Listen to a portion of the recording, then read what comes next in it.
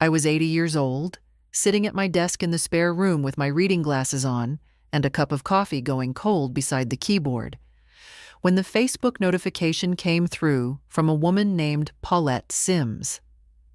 Not a close friend, just someone from my church's online group who had apparently been sitting with a piece of information for several days and finally decided someone ought to say something. Her message was short. She wrote that she didn't know how to bring this up properly, but that something had been circulating about me and she thought I deserved to know. Attached below her words was my own obituary, my name at the top, my photograph, the Christmas one from 4 years ago, the red cardigan, the pearls, a date of death listed as 11 days prior. I have always known how to read a document. I sat with my hands flat on the desk and read it straight through, the way I used to read a filing I expected to be fraudulent, looking at the language, the structure, the things that were present, and the things that were notably absent. Then I read it again. The photograph was one Pamela had taken. The language sounded like someone who didn't know me well had been given a few facts and asked to do their best. The survivors listed were Pamela, her husband Douglas, their 2 children. Vernon was not listed. There was no mention of a service, no funeral home, no instructions for flowers or donations, because there was no service. Because the obituary was not for burying me. It was for moving things. I did not call Pamela. I went to the closet, took out a manila folder, and wrote my own name on the tab in my clerk's block letters. Hello, friends. I need to say this plainly. Someone sat down, chose a photograph of their living mother, typed a date of death, and sent it out to family and neighbors.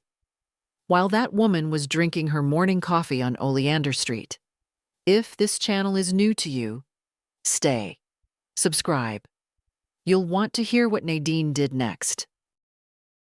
The spare room had been my home office since before I retired, and after retirement, it stayed more or less the same.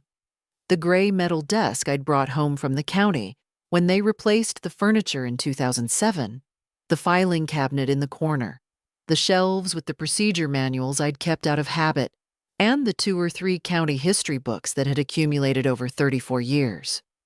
The window looked out on the side yard, where I grew tomatoes. In the summer, in 3 big clay pots that had been there so long, the bottoms were permanently stained with rust from the clay leaching into the concrete. I spent a great deal of my retirement in that room. It was comfortable in the way that a workplace becomes comfortable when you have spent enough years in it. Not luxurious, just familiar. Every object in a location that made sense. I have always known how to read a document. That is not a boast. It is simply what 34 years of processing other people's paperwork produces in a person. I knew what a death certificate required and what it generated downstream. I knew which probate filings needed a certified copy of the death certificate and which could proceed on a notarized affidavit. I knew what a fraudulent filing looked like. The language slightly off, the supporting documentation incomplete, the timing a little too convenient. I had flagged those across my career without drama, because drama was not the appropriate response. You note what is irregular. You document it. You follow the proper procedure for correction. That is how the system functions when people use it correctly, and it is also how the system corrects itself when people don't. The obituary Pamela had circulated was not a particularly sophisticated document. That was perhaps the thing that struck me most on the second reading. She had access to good information. She knew my full name, my date of birth, my profession, the year I'd retired. She had a decent photograph. But the language was bland in a way that told me clearly it hadn't been written by anyone who actually knew me. And the structural gaps, no service, no funeral home, no charitable donation request, were the kind of gaps that a person produces when they are focused on what a document needs to accomplish, rather than on what it needs to look like. She had been thinking about the downstream filings. She had not been thinking carefully enough about whether the obituary itself would hold up to a close reading. I had spent 34 years teaching myself to notice exactly that kind of gap. I found the manila folder in the closet and wrote Nadine Brewer on the tab in my block clerk's letters. The same handwriting I had used for 34 years on folders that passed through official county channels. I took the obituary off the screen and printed it. 6 pages including the photograph, which the printer rendered in acceptable grayscale, and paperclipped it inside the folder.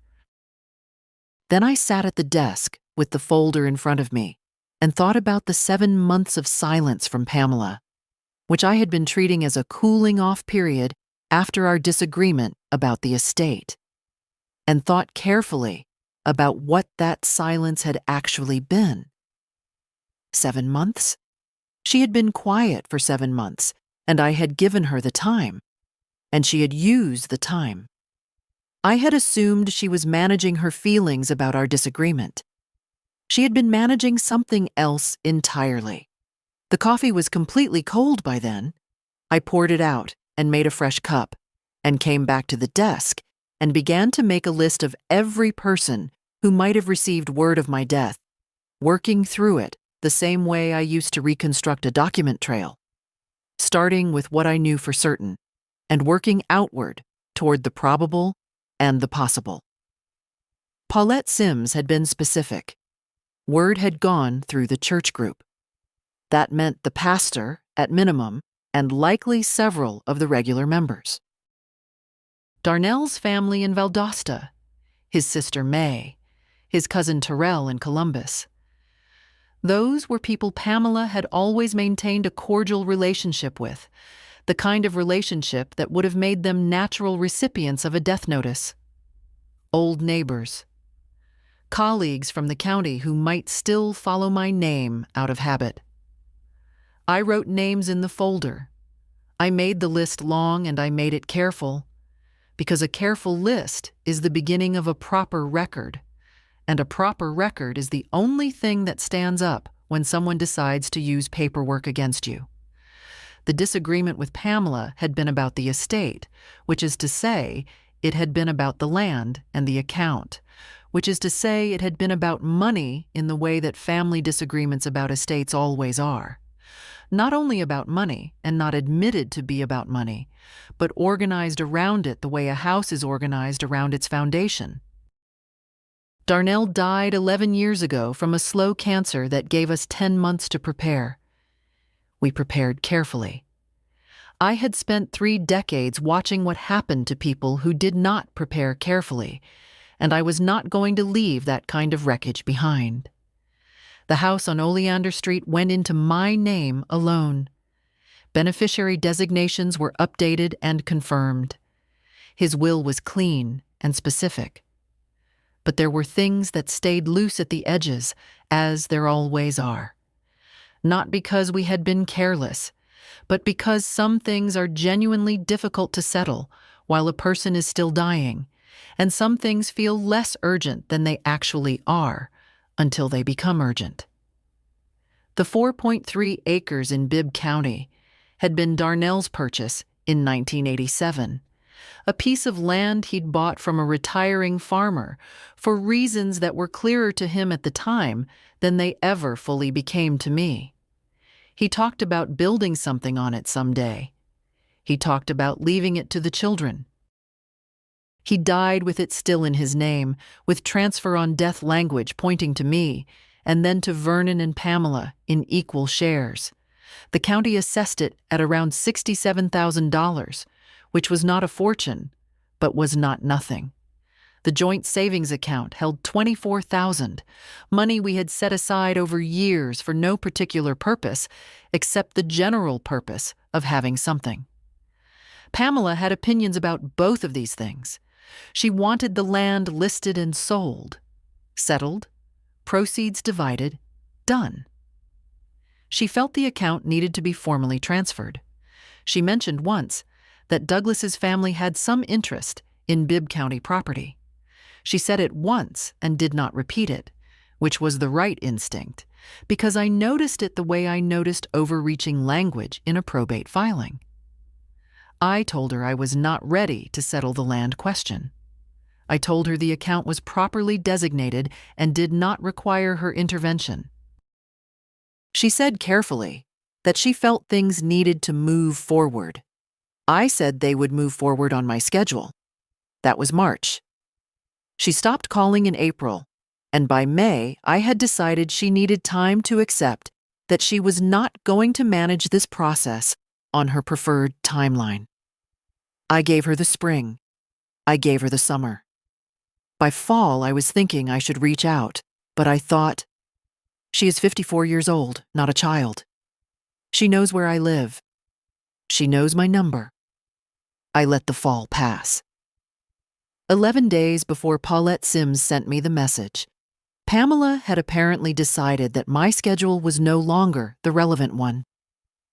I thought about the Christmas cards she sent every year, the ones with the color-coordinated family photograph, Douglas and Pamela and the 2 grandchildren, arranged on the front porch of their Augusta house in matching burgundy and cream.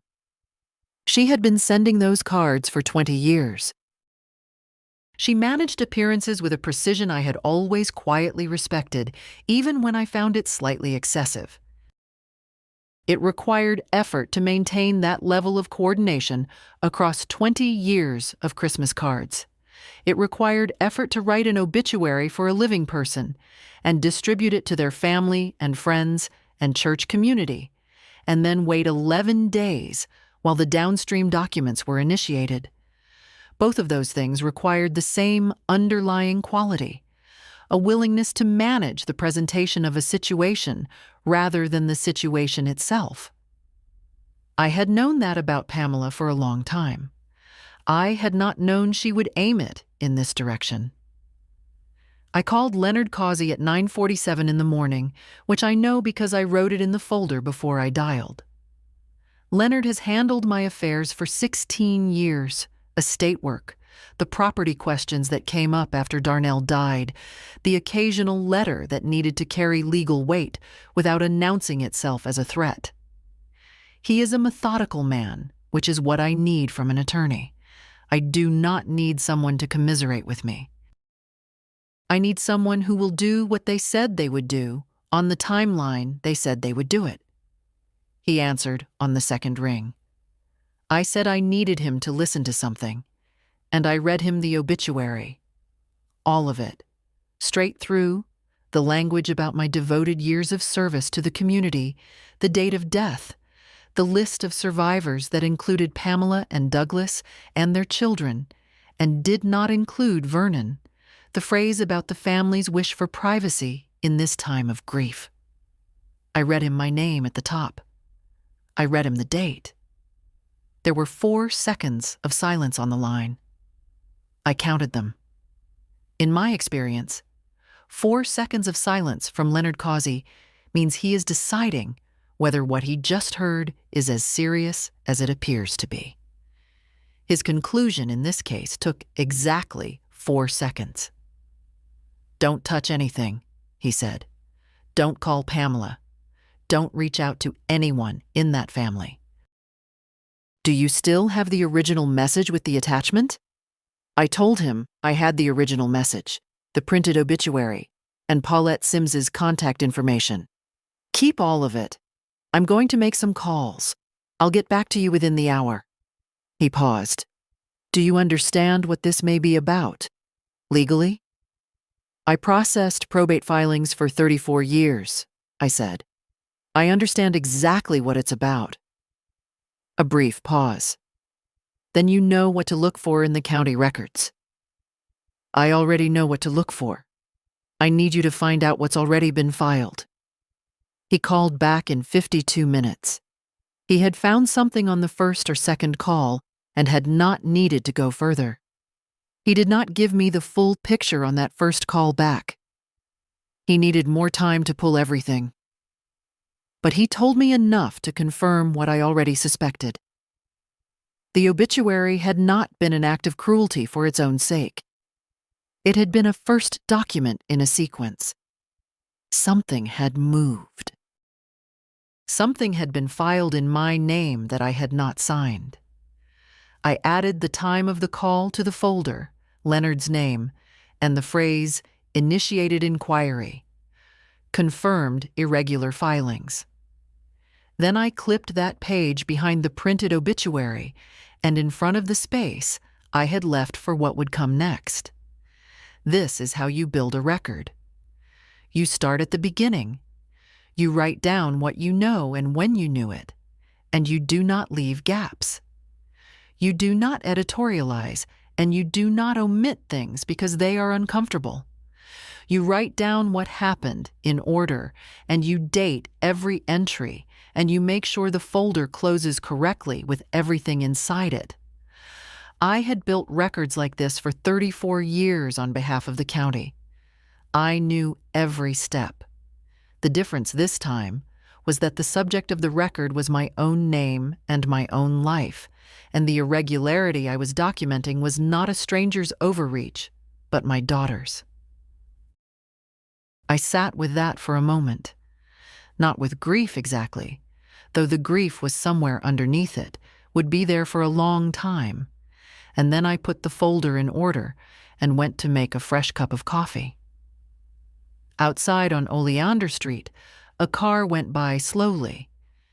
The Crittenden Hayes boy from 2 houses down, the one who had just gotten his license and drove with the careful terror of someone who understood what the vehicle could do and was not yet sure he could manage it. I watched it pass from the window. Then I turned back to the desk and began the next page. The hardest call was to Odessa. I sat at the kitchen table for nearly 15 minutes before I dialed her number. Not because I was afraid of the call exactly, but because I needed to be prepared for what I might find on the other end of it.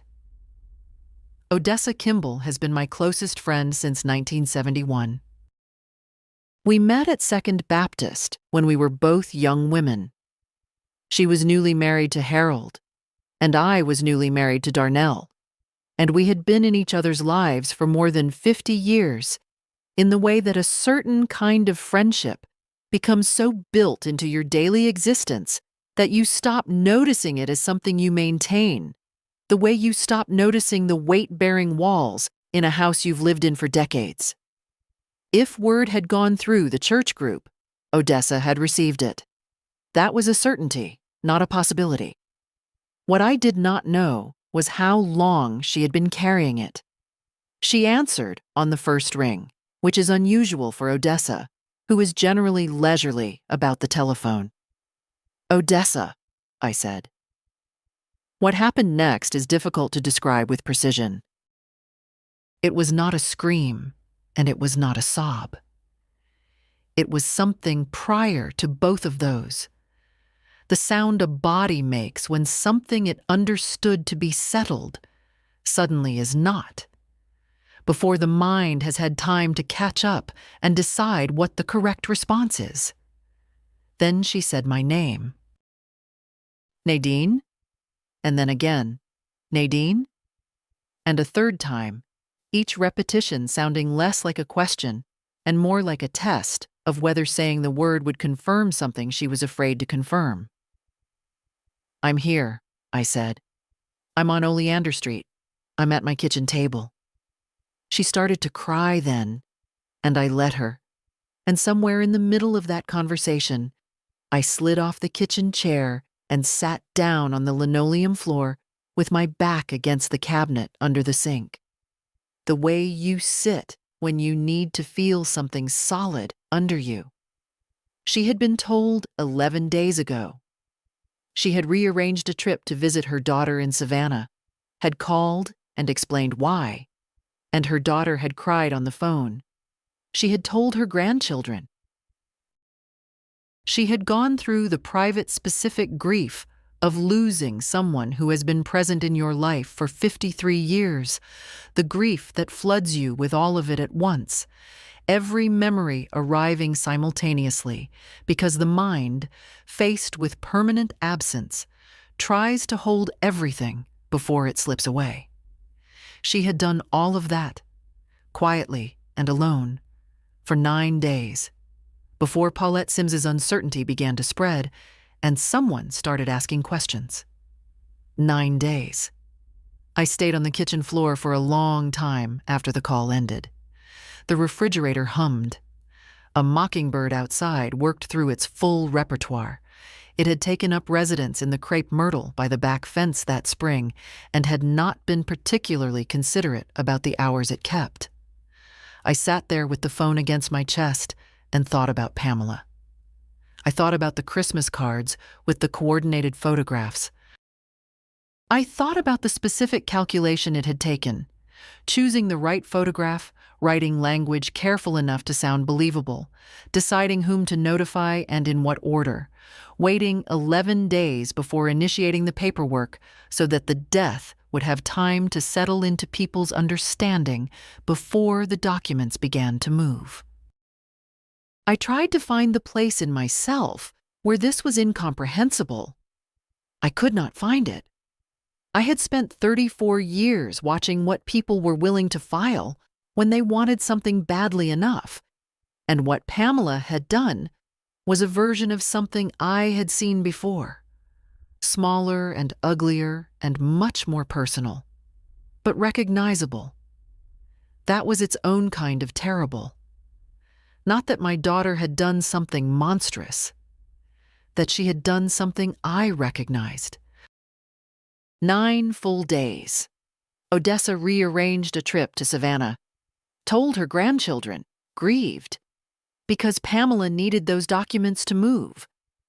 I have to ask you plainly, if Nadine had been your mother, what would you have done when you found out?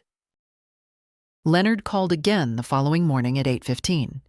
He had pulled the county records. His paralegal had run the search the previous afternoon, and there were 2 filings that should not have existed. The first was a petition to the Bibb County probate court regarding the 4.3 acres. It had been filed using an affidavit attesting to my death, with the circulated obituary submitted as supporting documentation. Leonard told me the filing was dated 9 days after the date of death listed in the obituary, which meant someone had given it time to settle, had allowed the notification to circulate, waited for the plausible window to pass, then taken it to the courthouse. The petition sought to initiate the transfer process for the land.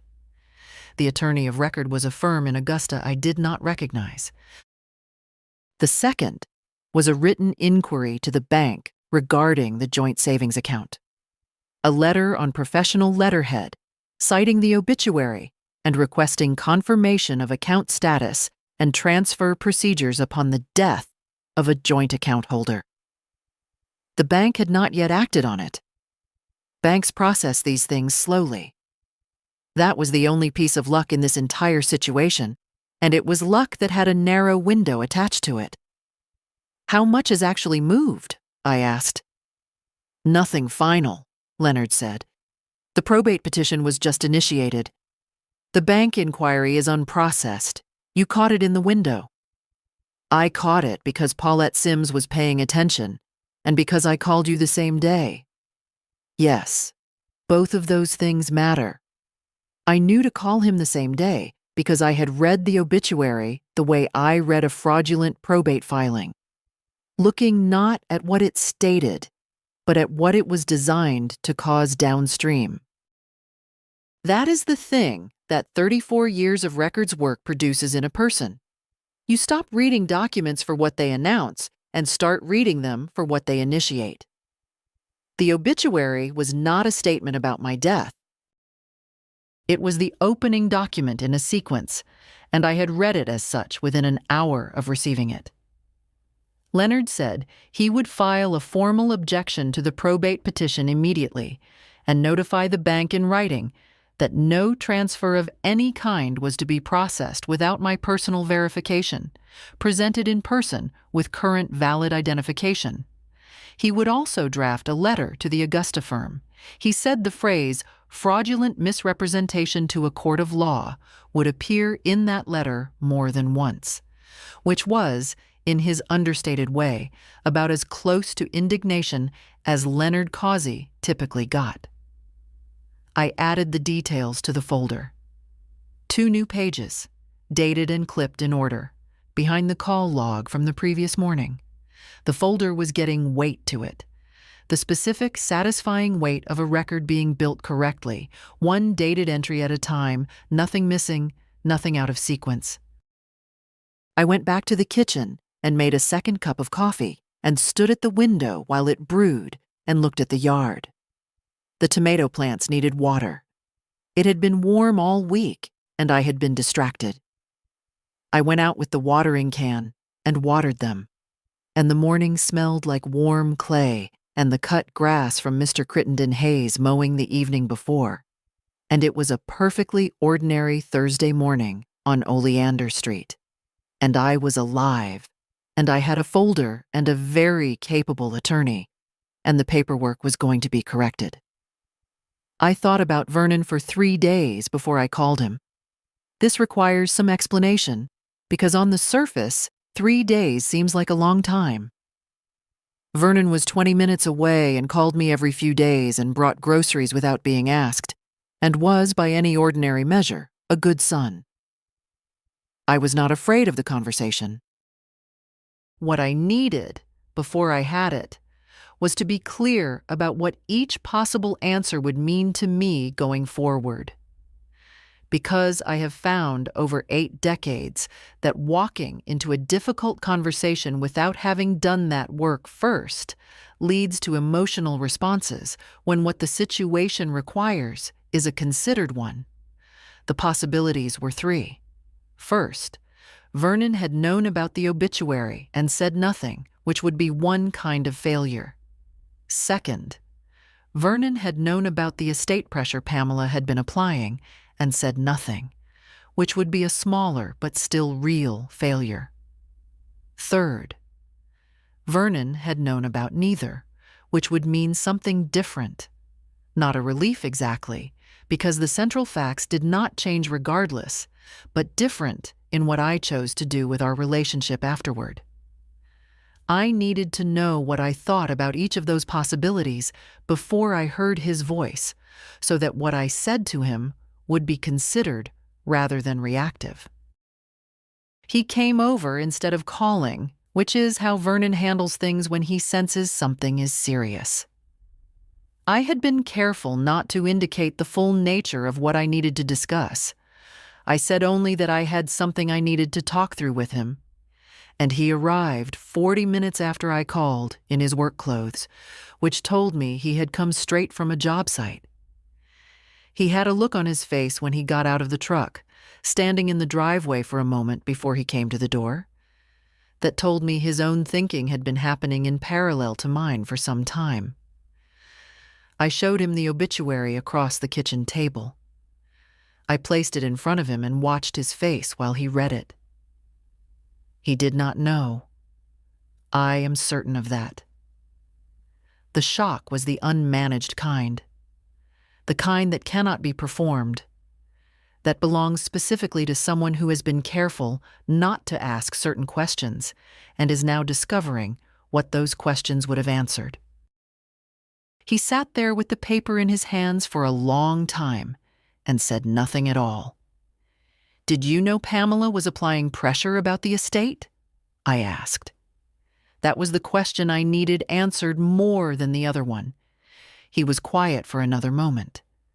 Then, "She mentioned the land in the spring, said it needed to be dealt with.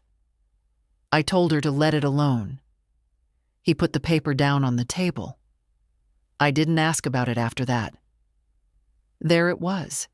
He had known the pressure was building, had told her to step back from it, and had then turned away from it, had trusted that she would listen, which was the failure of a man who has always assumed that the women in his family will manage the difficult things, and generally do. He had not created this situation. He had not helped prevent it by staying quiet. That was not malice. It was the specific failure of someone who mistakes absence from a conflict for neutrality in it. I looked at my son across the kitchen table and saw a man who was genuinely sorry in the way of someone who does not yet have adequate language for what he should have done. I told him what Leonard was handling and that he didn't need to do anything except stay out of the legal proceedings while they proceeded. He nodded. He finished his coffee. On his way out, he brought in the paper bags he had left in the truck bed, without saying he was going to do that, which is how Vernon expresses things he cannot find words for. I watched him drive off Oleander and thought about what I had decided. By the second week, I had read the obituary 5 times. This is not unusual behavior for someone in my position. When a document is central to a legal matter, you read it until you have internalized it completely, until nothing in it can produce a reaction in you that you haven't already accounted for. The 5th reading I did at my desk with my clerk's glasses on, working through it the way I used to work through a suspicious probate filing. Looking at the structure, the word choices, the selection of what to include and what to omit, and what each omission was designed to accomplish. I have always known how to read a document. The photograph was a deliberate choice. Pamela had dozens of photographs of me from recent years. She organized the family holidays. She was meticulous about documentation. She took pictures at every occasion and kept them in a way that would have made any county records office envious. She chose the 2020 Christmas photograph because it was the most dignified and therefore the most convincing. A flattering obituary photograph reads as genuine. A poor one invites questions. She had thought about this. The language had been written by someone who did not know me well and had been given a set of basic facts to work with. A devoted mother and faithful member of her community. She is remembered for her decades of dedicated service and her quiet generosity. These phrases are not wrong, exactly. They are simply the phrases that belong to a form, the form of an obituary, rather than to a specific person. Anyone who had known me for more than 6 months would have written something more specific. The blandness was a tell. The list of survivors was the most structurally revealing element. Pamela had listed herself and Douglas and their 2 children. She had not listed Vernon. I had thought about this omission at length, and I had arrived at 2 possible explanations that I did not think were mutually exclusive. The first, she expected Vernon to be manageable, assumed he would accept a quiet correction later, and felt his inclusion would complicate a circle she wanted to keep small. The second, Vernon called me every few days and brought groceries, and was the kind of son who might notice things if he were put on alert, and she was managing her exposure. Both of those things can be true at once, and I believed both of them were. The absence of any funeral arrangements was the obituary's structural weakness. She had been focused on the legal mechanics, the downstream probate petition, the bank inquiry, and had not thought carefully enough about what the document needed to look like in a social context. Paulette Sims had noticed. 3 other women from the online group had been independently troubled by it and had been discussing it for several days before Paulette decided to act. The absence of a service, a funeral home, a place to send flowers. These are the things that real grief produces, almost automatically. The absence of them signals that someone was thinking about a different set of outcomes. I wrote 3 columns in the folder on a fresh sheet: what the obituary stated, what it omitted, and what each omission was designed to prevent. The 3rd column was the longest. I clipped it in sequence behind the legal correspondence and the call log and the record of the bank notification. Leonard's letter to the Augusta firm went out on a Friday. By the following Wednesday, the probate petition had been withdrawn. The Augusta attorney, Leonard told me, had apparently not been fully informed of the circumstances when she was retained, meaning Pamela had not explained to her own lawyer that the death certificate she was relying on did not exist because the deceased was currently living on Oleander Street in Macon, Georgia, making herself a second cup of coffee every morning and watering her tomato plants. Leonard used the word precipitously to describe how quickly the withdrawal came through, which in his vocabulary means the attorney had called her client, and the conversation had not been easy. The bank was more straightforward. I went in person with my driver's license, my Social Security card, and a letter from Leonard confirming that no transfer or account modification of any kind had been authorized by me. The branch manager, a young woman named Priscilla, who was professionally careful not to show anything on her face, processed my verification and noted it in the account record with the kind of thoroughness that told me she had seen something like this before and did not enjoy it. She said everything was in order. I said I expected it would remain so. We understood each other. The land in Bibb County required more steps. Leonard filed a formal objection to the withdrawn petition and attached copies of my current identification, a notarized affidavit from me attesting that I was living and that the obituary was fraudulent and that no transfer of the property had been authorized by me at any point. The Bibb County Probate Court processed the objection in 2 weeks. The 4.3 acres remained in the transfer on death arrangement, as Darnell had originally designated it, transferred to me upon his death, passing to Vernon and Pamela in equal shares upon mine on the schedule that nature determines and not the schedule that impatience prefers. Everything Darnell had set up was restored to its correct state, with a full record of the fraud attempt attached and accessible to anyone who pulled the file. Leonard asked me, in our meeting to review the final filings, whether I wanted to discuss Pamela's legal exposure. He laid out the options without directing me toward any of them, which is how he operates when the question is a genuinely complicated one. I thought about it carefully. Filing a fraudulent document with a probate court is serious. Pursuing that seriously would require me to decide how far I was willing to take it, and at what cost to what remained of my family's ability to be in the same room together in the future. I thought about Pamela at 30, arriving at holidays with everything organized and matched, wanting things to look a particular way and working hard to make them look that way.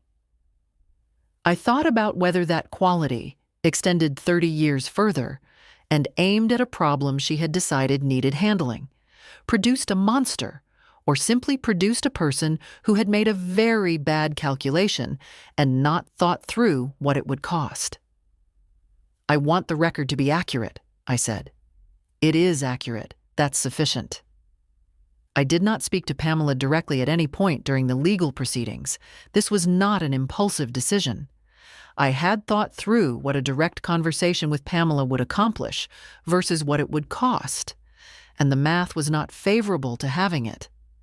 Pamela argues the way she manages everything else, by controlling the framing until the other person finds themselves defending their position inside her version of events. I had watched her do this since she was a teenager, first with small arguments, and later with the more sophisticated versions available to an intelligent adult woman who has spent decades perfecting the technique. I was not going to give her a conversation to manage. Everything went through Leonard. Leonard communicated first with the Augusta attorney, then directly with Douglas when the Augusta attorney withdrew from the matter. Douglas, who in my assessment had not been kept as fully informed as he later claimed, sent a message through Leonard indicating that the family was hoping to find a path forward that preserved the relationships involved. Leonard relayed this to me, I did not respond through Leonard.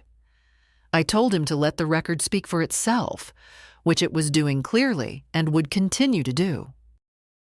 In the third week, a message came through Douglas directly, not through attorneys, which was probably not the most advisable approach. But Douglas has money and is accustomed to making complicated things manageable with the right phone call. The message said that Pamela understood the situation had been handled improperly and that she had acted out of concern for the family's long-term security, and that she hoped the matter could be approached with mutual understanding. It was not an apology. It was worded specifically to avoid being one. The kind of language that gestures toward accountability without creating any, which I have read in one form or another 10,000 times across 34 years of official documents. I noted it in the folder. I did not respond. Odessa came for lunch on Thursday, the first Thursday since I had called her alive, and she brought a container of her chicken and rice that she makes with the bay leaves from the pot on her windowsill, a recipe her mother gave her in 1968 and that she has not materially altered since. She sat at my kitchen table and we ate and talked about her granddaughter's college acceptance and the re-roofing project at Second Baptist and the new coffee shop that had opened on Cherry Street and whether it was any good. Ordinary things. The folder was in the spare room. We did not discuss the folder. She came back the following Thursday and the Thursday after that, and she has not missed one since. Acted out of concern for the family's long-term security. That is what Douglas sent, on Pamela's behalf, after she filed that paperwork. No apology. A legal hedge with a warm face on it. Nadine read it, noted it, put it in the folder. What would you have done with that message if it had been sent to you? Vernon came by on a Saturday morning in late September and asked if I wanted to walk the Cherry Street Farmers Market with him. The market ran from April through October in the parking lot behind the old tobacco warehouse, and I had been going on Saturday mornings since it opened. I liked walking it when the tables were full and the heat of the day hadn't settled yet, when the vendors were still arranging things and the smell of cut flowers and kettle corn was cleanest. Vernon had never offered to come with me before. He was a man who expressed care through practical things, groceries, gutters, showing up when something needed doing, not particularly through companionable Saturday morning walks. I understood that the offer was the thing he had instead of an apology. We walked for an hour. I bought Vidalia onions from a man who had been coming to that market since its second year, and a jar of sourwood honey from a woman whose family kept bees outside of Forsyth. Vernon carried the bag without being asked and talked about the job he was currently working. A kitchen renovation in a 1940s house on Forsyth Street, where the original cabinetry was being refaced with poplar so the grain would read right with the restored hardware. He talked about the wood the way I talked about documents, with the precision of someone for whom the specific details are the whole point, not the decoration around it. I noticed, walking next to him, that Vernon and I are similar in a way that Pamela and I have never quite been. We are both people who prefer the concrete and specific, who trust things that can be measured and verified, who do not have much use for the management of appearances. Pamela got that quality from somewhere in the family's history, but she did not get it from me, and she did not get it from Darnell, who was as plain-spoken as a man could be. Whatever she had done with it across 54 years was her own. Standing at the honey table with the morning still cool and the smell of fresh ground coffee drifting from the stand 2 tables over, I decided what I thought about Vernon. He had stayed quiet when he should have asked questions. He had trusted that his sister would honor a boundary he had set verbally, and then turned away from it. That was a failure. It was not the same failure as Pamela's, But it was a failure, and I was not going to pretend it wasn't simply because I loved him and because he was standing beside me carrying my onions. I bought the honey. We walked back to the truck, and on the way, he stopped at a table selling dried gourds and bird feeders made from them, which is not something I had any use for. But he looked at them with the evaluating attention of a man who thinks about how things are made, turning one over in his hands to look at the seam where the wire was attached. He put it back down, and we kept walking. He stayed for coffee when we got to Oleander Street, and he was good company, easy and unhurried in the way he is when nothing is being asked of him. And he drove home without making a speech about anything, which was the appropriate choice and one I appreciated. Some things are better left to accumulate on their own, in their own time, the way a record builds not through declarations, but through the patient addition of one dated entry after another. The legal work took another 6 weeks to complete fully. Leonard was thorough in a way I appreciated specifically because I recognized it. Not just correcting the filings, but creating a record that made the corrections permanent and permanently traceable. Every document that had been irregularly filed was accounted for. Every petition that had been fraudulently initiated was objected to, withdrawn formally, and annotated with the cause of the withdrawal. Any future search of those records would produce not just the corrected state of affairs, but the full history of what had been attempted and how it had been addressed. There is a satisfaction in this kind of work that is difficult to convey to someone who hasn't done it for most of their life. It is not the satisfaction of winning something. It is not even the satisfaction of being right, though being right is part of it. It is the satisfaction of accuracy, of the record being, at the conclusion of the process, correct. I had spent 34 years in that specific pursuit, making sure that the official documents of Bibb County accurately reflected what was actually true. Deeds should say who owned a property. Death certificates should belong only to people who had actually died. I had not expected when I retired in 2007 that the last significant act of record-keeping in my career would be on my own behalf. There was a moment somewhere in the middle of the 6th week when I was sitting at the gray desk reviewing a draft of Leonard's final correspondence, and I realized that I was doing the work the same way I had always done it. Not quickly, not with any drama, but with the specific patience of someone who has learned that a record built in a hurry is a record with gaps, and gaps are what the other side looks for when they need a way back in. I had built this record without gaps. Everything was dated, everything was cross-referenced, every phone call was logged, every document was numbered, every step in the correction was annotated with the date it was completed and the name of the person who completed it.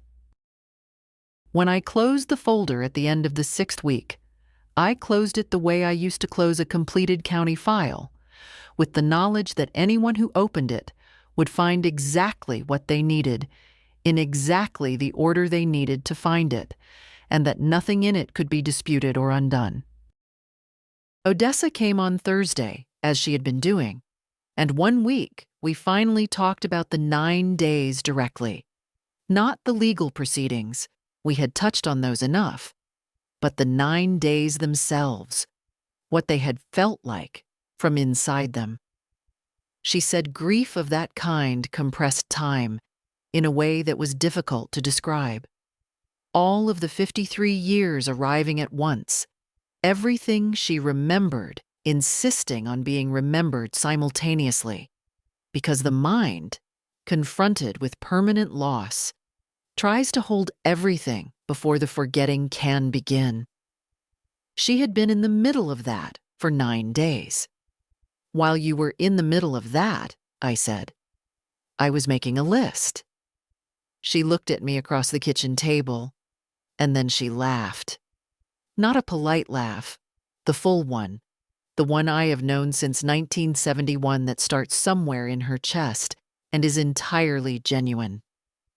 "Of course you were," she said. "Of course you were, Nadine.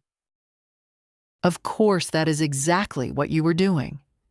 In October, Leonard had the final document ready for my signature. An affidavit summarizing the fraudulent filings, the formal corrections made, and confirming that no unauthorized transfers had been completed. He called it the closing record, which is the phrase he uses when a matter has been properly resolved, meaning everything that needed to be addressed has been addressed, documented, and filed in the appropriate location where it will remain accessible for as long as records are maintained. I went to his office on a Tuesday morning and read the affidavit carefully, all 4 pages, which Leonard expected and for which he waited without comment, refilling his coffee from the carafe on the credenza without interrupting me. I signed it with the pen I have used for legal documents since Darnell died, a Sheffer ballpoint that was his, and that writes with enough pressure to produce a clean second copy on carbonless paper. "Is there anything else you want to consider pursuing?" he asked. It was his way of asking whether I intended to take the fraud question further, to pursue Pamela's legal exposure directly, rather than simply correcting the record. I had been thinking about that question across the 6 weeks of the legal work. I thought about Pamela at 23, showing up to family events with everything coordinated, working hard to make things look a particular way. I thought about what it costs a person to maintain that kind of presentation across 30 years. The effort, the vigilance, the unwillingness to let anything be unmanaged. I thought about where that quality leads when the thing it encounters is an obstacle it has decided to remove. I thought about the 20 years of Christmas cards with the coordinated photographs, the care she had put into those year after year, and about the fact that the same care had gone into the obituary, the same deliberate attention to presentation, the same underlying conviction that if something looked right, it would function right. She had miscalculated on the obituary. She had focused on the legal mechanics and not thought carefully enough about whether the document itself would hold up to scrutiny from the people who knew me. That was her error, not the impulse. She had been managing the presentation of things her whole life and had never been caught out before. Just the execution. At the one moment when the execution most needed to be flawless. "The record is accurate," I said. "That's what I need." Leonard understood. He has practiced family and estate law for 30 years. He knew that the probate court now had Pamela's name attached to a formally withdrawn fraudulent petition, that the bank had a notation in my account, that the Augusta attorney knew exactly what she had nearly been party to, that Pamela would know the record existed and would know that anyone who looked would find it. The record was itself a consequence, quiet, permanent, and not going anywhere. That was sufficient. I drove home on Riverside Drive instead of the highway because October in Macon has a specific quality of light, low and gold and coming sideways through the pecan trees. And I was in no particular hurry to be anywhere except where I already was. October finished quietly. Vernon came twice, once with groceries, and once to clean the gutters, which he did without announcing he was going to do it, and which genuinely needed doing. He stayed for coffee both times. We talked about his work, about the restored cabinetry on Forsyth Street that the homeowners had apparently loved, about a problem with the tile in a bathroom renovation he was starting on the north side. We did not discuss Pamela. I did not ask what he was doing with regard to his sister, and he did not offer the information, which was the right arrangement for the moment. He was building a different kind of record with me in his own way. Coffee visits, gutters, groceries, and I was willing to receive it. The Tuesday quilting group at Second Baptist met in the fellowship hall from 9 to 11. I had walked past that room dozens of times across the years and had only occasionally stopped to look through the door. It was a room full of women who ranged in age from their late 50s to their mid-80s, with the specific focused quiet of people engaged in work that requires attention and the specific periodic laughter of people who have been meeting weekly for long enough to know each other past the point of formality. Odessa had been going for 2 years. I went on the first Tuesday of November, told myself I was only going to observe, and left 2 hours later, having committed to a pattern and borrowed a pair of scissors that were better than the ones I owned. I had been thinking about the spare room. For 11 years since Darnell died, it had been half home office and half storage. The gray desk, his boxes of books I hadn't been able to move, the sewing machine I used twice a year at most. I had been thinking about reorganizing it, not eliminating the desk. The desk had been in that room for 17 years, and I was not sentimental about furniture in general, but I was specifically sentimental about that desk. But the boxes of books could be sorted. The shelves could be cleared. There was enough room, if I moved things, for the sewing machine to be accessible rather than buried.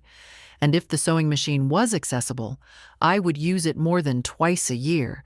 And if I used it more than twice a year, I might eventually finish something that was worth keeping. I had made a quilt in 1983, a double wedding ring pattern in blues and greens, worked on it for 8 months, and finished it properly with a bound edge. Pamela had it, or had had it at some point. I found when I tried to feel something about that I mostly felt indifferent, and the indifference felt clean rather than hollow, which told me something.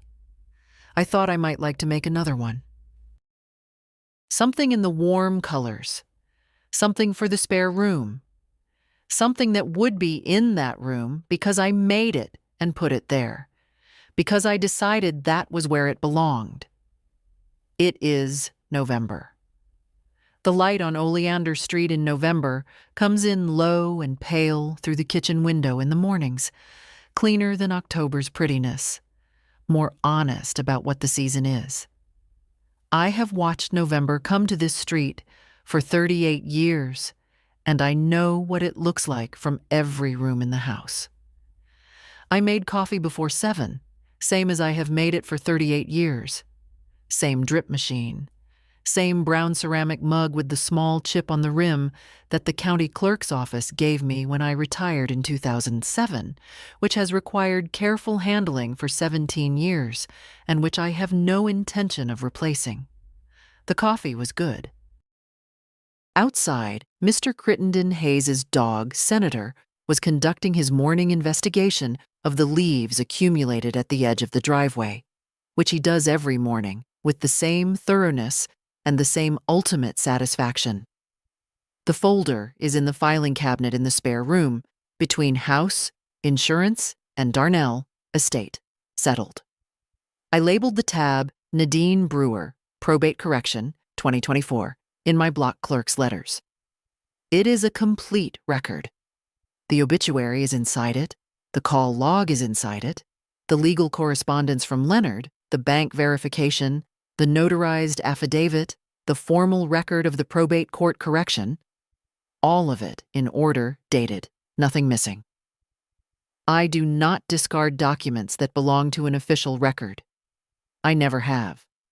The folder will stay in that cabinet for as long as I need it to, and after that it will pass to Vernon along with everything else, and he can decide what to do with it. Odessa will be here at noon. She has been coming every Thursday since that first phone call, without either of us formally arranging it.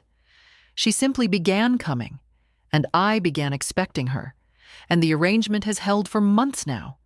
She is bringing the last of her fall muscadine preserves, which she puts up every September in the small ball jars with the gold lids, and which are better than anything I have found in a store across 80 years of looking. I made biscuit dough last night and left it in the refrigerator overnight, which is the only way I make biscuits now because the overnight rest improves the texture considerably. When Darnell was alive, he could never understand why I wouldn't just make them the morning of. I never fully explained that some things are better when you give them time. I have always known how to read a document. I knew what that obituary was from the second time I read it. Not a statement of fact, but a first step in a sequence. A document designed to initiate other documents, to move things. I read it correctly. I gave it to Leonard. I built the folder. I let the record correct itself through the proper channels, which is how correction works when you know the system and you have the patience to use it. The biscuits need to go in the oven at 11:30. It is not yet 8. The morning is long and entirely mine, and Odessa will be here in 4 hours, and that is enough.